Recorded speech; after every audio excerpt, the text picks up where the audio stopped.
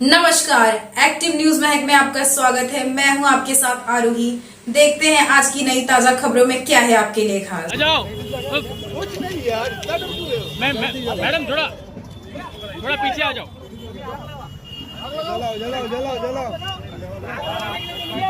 जलाओ।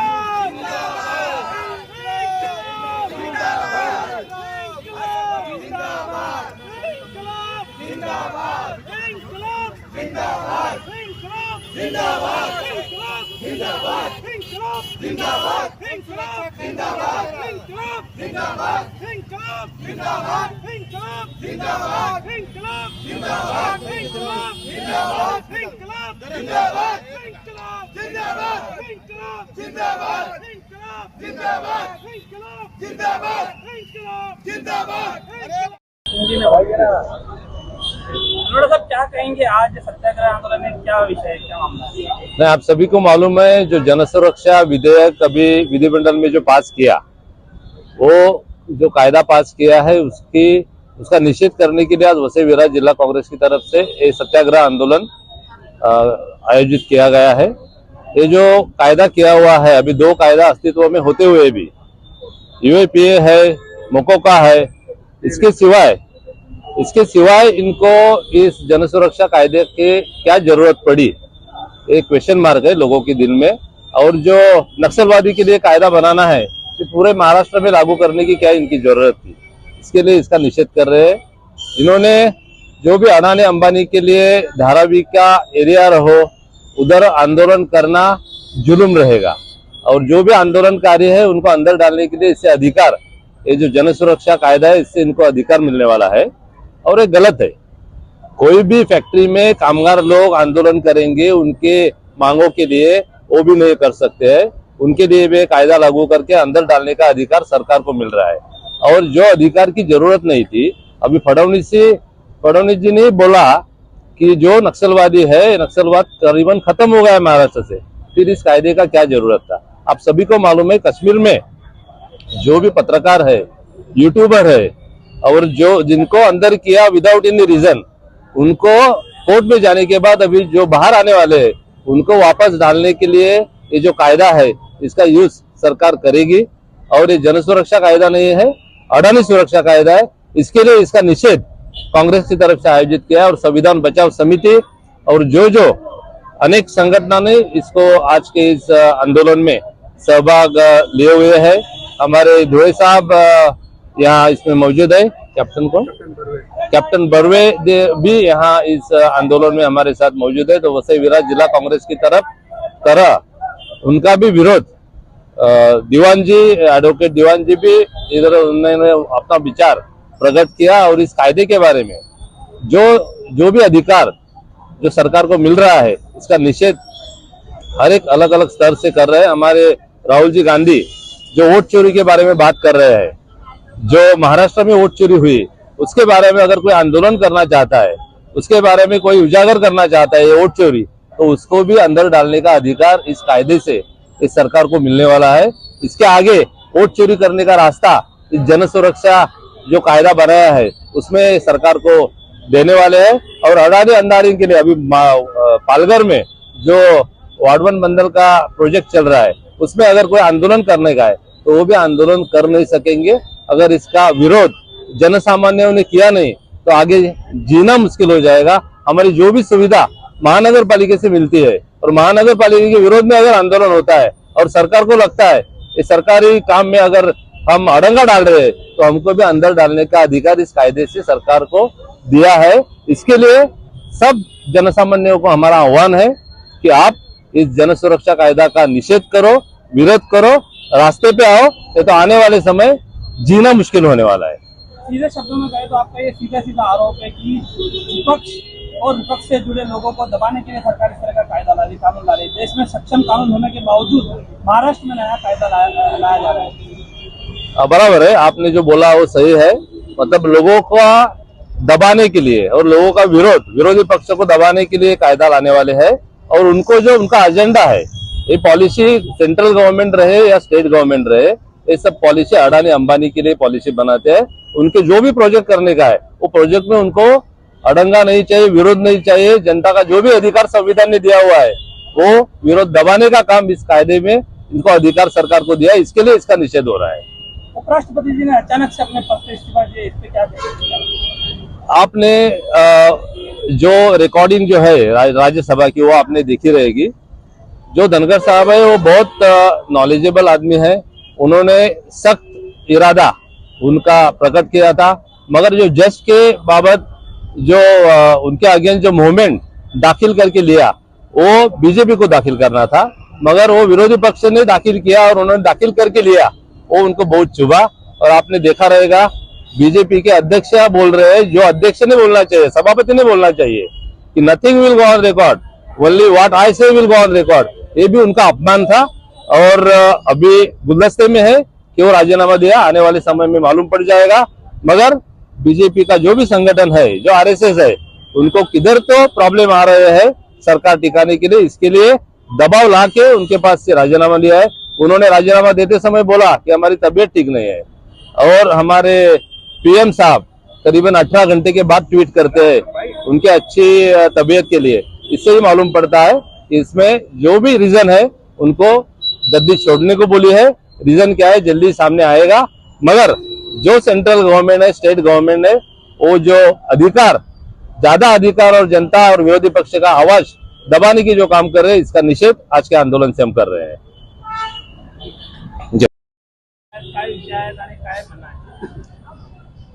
अगदी थोडक्यात जर सांगायचं झालं तर सरकारला लोकांची जी आंदोलनं आहेत, म्हणजे स्वतःचे अधिकार मिळवण्यासाठी जी आंदोलनं आहेत, ती आंदोलनं चिरडून टाकण्यासाठी आणि सरकारच्या विरोधामध्ये कुणीही बोलू नये, सर्वसामान्याचा आवाज दाबण्यासाठी, विरोधी पक्षांचा आवाज, जे विरोधी पक्ष जनतेचा आवाज विधिमंडळामध्ये मांडतात, त्या विरोधी पक्षांचा आवाज दाबण्यासाठी गोरगरिबांनी कुठल्याही हक्कासाठी रस्त्यावर येऊ नये, स्वतःच्या न्याय मागण्या पूर्ण करण्यासाठी आंदोलन करू नये, म्हणजे शांत मार्गाने, शांतता चित्ताने जरी आंदोलन करतो म्हटलं ते देखील सरकारला हे मान्य नाही। मी सगळ्यांना आम्ही म्हणतो तेच खरं आहे, आणि अन्यथा आमच्या विरुद्ध तुम्ही बोलण्याचा प्रयत्न कराल तर आम्ही तुम्हाला, तुमचा आवाज आम्ही चिरडून टाकू। यासाठी हा जनसुरक्षा कायदा सरकारने आणला आहे, आणि खरं म्हटलं तर जनसुरक्षा कायदा नसून हा भाजप सुरक्षा कायदा आणि अदानी अंबानी यांचा सुरक्षेचा कायदा आहे, अशी ही सगळी कलमं जर आपण वाचली तर आपल्याला लक्षात येतं।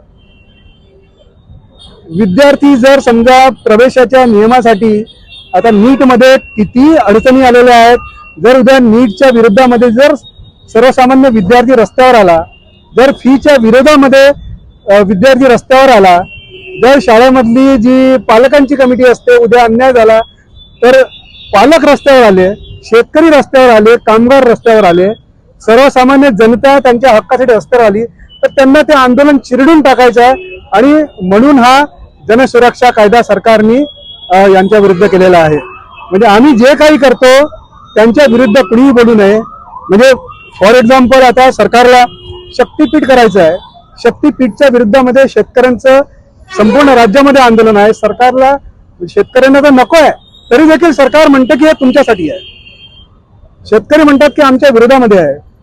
इकडे मगाशीच वाढवण बंदराचा उल्लेख झाला, वाढवण बंदरामध्ये अनेक प्रश्न आहेत, जरी ते अर्धसत्य आहे, काही गोष्टी चांगल्या असतील, पण जे लोक राहतात, शेतकरी आहेत, मासेमारी करणारे लोक आहेत, स्थानिक लोक आहेत, त्यांचे काय प्रश्न आहेत ते समजून न घेता जर एखादा प्रोजेक्ट तुम्ही नुसता आम्ही म्हणतो तेच खरं असं रेटून न्यायचं असेल, आणि हे रेटून नेण्यासाठीच जे 4 लोक आहेत त्या 4 लोकांच्या खिशामध्ये या संपूर्ण देशाची संपत्ती घालण्यासाठी जर कोणी त्यांच्या विरोधामध्ये रस्त्यावर येण्याचा प्रयत्न करत असेल तर त्यांचं आम्ही आंदोलन चिरडून टाकू, यासाठी हा कायदा आहे असं माझं स्पष्ट मत आहे। आणि विशेष म्हणजे जर तुम्हाला त्या कायद्याविरुद्ध काही बोलायचं असेल, जर तुम्हाला दाद मागायची असेल तर तुम्हाला हायकोर्टमध्ये जावं लागेल किंवा सुप्रीम कोर्टमध्ये जावं लागेल। मला सांगा, सर्वसामान्य भाजी विक्रेता किंवा सर्वसामान्य रिक्षा चालक जर तो त्याच्या हक्कासाठी आंदोलन करत असेल, किंवा कामगार क्षेत्रातले जे कामगार मिनिमम वेजेस ऍक्ट साठी जर समजा रस्त्यावर असतील किंवा त्यांच्या सर्व्हिस कंडिशनसाठी इंडस्ट्रियल डिस्प्यूट्स ऍक्ट मध्ये जर चुकीच्या तरतुदी असतील आणि येत असतील तर हा कायदा त्यांच्या आडवा येणार, कारण तुम्ही रस्त्यावरती आंदोलन करू शकत नाही, कारण आम्ही जो कायदा आणलेला आहे आम्ही जे सांगतो तेच खरं आहे, अशा प्रकारचा हा कायदा आहे. आणि याच्यामध्ये सरकारचे अधिकारी, सरकारच्या यंत्रणा त्यांना अमर्याद असे अधिकार प्राप्त झालेले आहेत. त्यामुळे या आंदोलनामध्ये या कायद्यानुसार कोणीही सुरक्षित नाहीये. पत्रकाराला देखील you have freedom of expression. तुम्ही फ्रीडम ऑफ एक्सप्रेशन साठी आज देशामध्ये काय चाललंय तुम्हाला माहिती आहे. जर तुम्ही उद्या रस्त्यावर येऊन जर आंदोलन करायचा प्रयत्न केला तर तुमचं आंदोलन हे चालणार नाही. तुम्हाला देखून हा कायदा पूर्ण दाबून टाकणार आहे आणि वंचितांना, शोषितांना कुठेही या कायद्यामध्ये न्याय मिळणार नाहीये आणि केवळ चिरडून टाकण्याचं या कायद्यामध्ये आहे. इकडे माननीय मुख्यमंत्री म्हणतात की आपला नक्षलवाद या राज्यातून संपलेला आहे आणि जर संपलेला असेल तर केवळ 1-2 जिल्ह्यामध्ये शिल्लक आहे आणि मग 1-2 जिल्ह्यामध्ये जर हा नक्षलवाद शिल्लक असेल असं मुख्यमंत्र्यांच्या मते तर 1-2 जिल्ह्यासाठी स्वतंत्र कायद्याची गरज काय. मगाशी आमच्या वक्त्यांनी सांगितलं की UAPA कायदा आहे, मकोका आहे, नवीन BNS आहे, तर हे कायदे ऑलरेडी अस्तित्वामध्ये आहेत आणि एवढे कायदे असताना देखील हा वेगळा कायदा तुम्ही आणता, याच्यामध्येच काहीतरी बरं वाईट आहे. बरं, हा कायदा तुम्ही अस्तित्वात आणताना जे 19-20 हजार लोकांनी या कायद्याविरुद्ध तक्रारी केल्या होत्या त्याची जनसुनावणी कुठे आहे. नवीन कायदा जेव्हा आपण आणतो त्याची जनसुनावणी होते. सर्वसामान्य नागरिकांनी 19 ते 20 हजार नागरिकांनी त्यांच्या सूचना दिलेल्या आहेत, तक्रारी केलेल्या आहेत. त्या तक्रारीचा कुठेच उल्लेख नाहीये.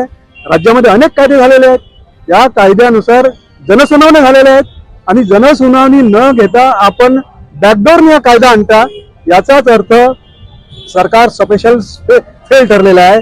एकीकडे आणीबाणीच्या विरुद्ध हे सरकार बोलतं आणि आणीबाणीच्याही पेक्षा वाईट कायदा हा जनसुरक्षा कायदा हे सरकार आणतं. इथे सरकार स्पेशल फेल आहे.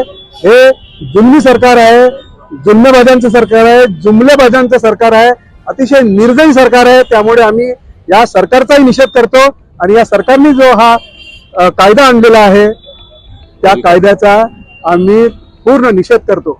धन्यवाद. अपन क्या कहना चाहेंगे आज के दिन वसई विरार जिला कांग्रेस कमेटी की ओर से नाला सोपारा में जन सुरक्षा कायदा का विरोध प्रदर्शन करने आया है।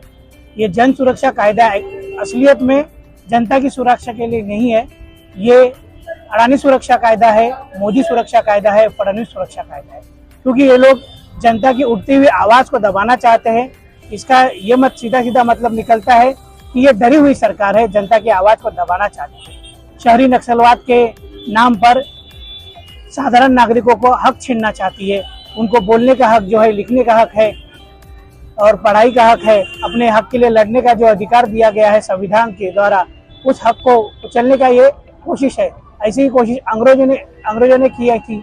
उस कोशिश को जो है कांग्रेस पार्टी ने और इस देशवासियों ने पूरा नेस्तनाबूद कर दिया, उनको देश छुड़ाने पे मजबूर कर दिया। उसी तरह हमारे राहुल गांधी जी जब संसद में सवाल पूछते हैं, उस सवाल को डर के ये लोग संसद भवन छोड़ देते हैं। हमारे प्रदेश के नेता विधान भवन में सवाल पूछते हैं तो उनकी आवाज़ को दबाने की ये कोशिश है।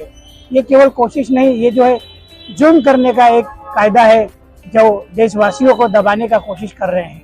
इन कायदे के तहत से जो है वाड़वन बंदर के खिलाफ उठने वाली आवाज़, अडानी के लिए, धारावी डेवलपमेंट के लिए उठने की जो आवाज़ है, उस हर उठने वाली आवाज़ को दबाने की कोशिश की जा रही है। लेकिन वो लोग भूल जाते हैं कि इस देश में हमेशा से क्रांतिकारी पैदा होते आए हैं और निरंतर पैदा होते आएंगे। ये कायदे के तहत अगर आप लोग जनरल डायर का कायदा इस्तेमाल करना चाहोगे तो हर हिंदुस्तानी सीने पे गोली खाने को तैयार है, लेकिन आपका जुर्म सहने को बिल्कुल तैयार नहीं है। जिस तरह से जयचंद ने गद्दारी की थी, उसी तरह का एक गोपीचंद जो है विधान भवन में षड्यंत्र रच रहा है, लेकिन उस षड्यंत्र जो है हम लोग कभी सफल नहीं होने देंगे। ये बीजेपी सरकार जो सत्ता में आई है, उनको जो है जनता के सवालों पे ध्यान नहीं देना है। जनता के लिए आवाज उठाने वाले दाभोलकर जी की आवाज को दबा दिया गया, यहाँ पर गोविंद पानसरे की आवाज को दबा दिया गया, लेकिन उनके जो खूनी है उनको आज तक नहीं खोजा गया है। तो ये जनता के लिए सरकार में नहीं बैठे हुए हैं, ये लोग केवल व्यापारियों के लिए सरकार में बैठे हुए हैं, अपने मित्रों के लिए सरकार में बैठे हुए हैं। जल्द से जल्द ये सरकार जो है 140 करोड़ हिंदुस्तानियों के द्वारा ये सरकार गिरा दी जाएगी।